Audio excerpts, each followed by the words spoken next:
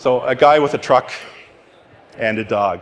So that was me years ago. I used to do a lot of framing when I first started.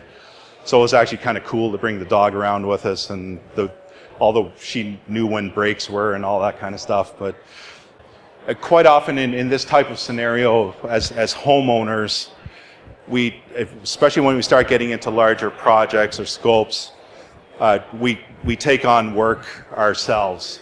So we end up but because we can't do the work ourselves necessarily, we start hiring different folks to do different things. So we hire the foundation people to frame, and it's almost like building a car from scratch. I've always wanted to build like a car, basically, but it's, for me, I don't physically have the time to do it, and I don't necessarily have the expertise.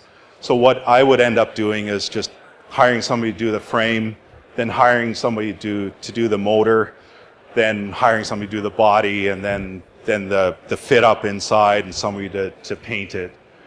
But then what can happen, or at least with me, what I can see happening is so cool that the guy with the motor starts talking to me about, well, I just wanted like a 300 horsepower motor, but he starts talking about all these cool options. Okay, so 1,000 horsepower, yeah, let's do it, let's put it in.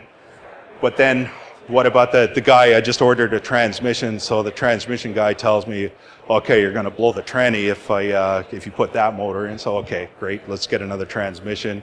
What about the rear end? What about the frame we just made? Can it handle the torque from the motor? So it's kind of the same analogy when we're building a house or doing a major renovation. And I've seen this a lot over the years, and even as recent as 2 years ago, we were invited over to a home. It was an ICF constructed home, so insulated concrete forms, or what I often refer to as the Lego block system.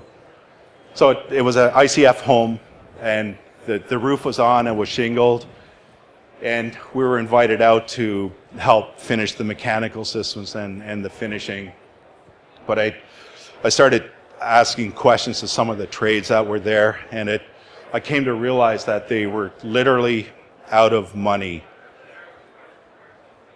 What do we do in that particular case? So we have a lot of choices, or perhaps some choices. We can go to the bank and borrow money, that's great, but does that make sense? Or we can just simply live with it the way it is. Like, who's been driving around and seen homes with like tarps over their garage doors? And often we see homes with like the building wrap, or that white wrap that's kind of torn apart with the wind. Those are all indicators of, okay, how come the house wasn't really finished? So what if you pay somebody, you hire somebody, you pay them, great. So job's finished, yes. What happens if that trade doesn't pay the supplier? The supplier has the right to put a lien on our house and to make sure that the supplier gets paid. So be cognizant of that, and then what is your protection? Like, how do you know that these things are going to be done properly, people are going to be paid? Also, just a heads up that you're also legally responsible, or we are legally responsible to register the project with the Ministry of Labor.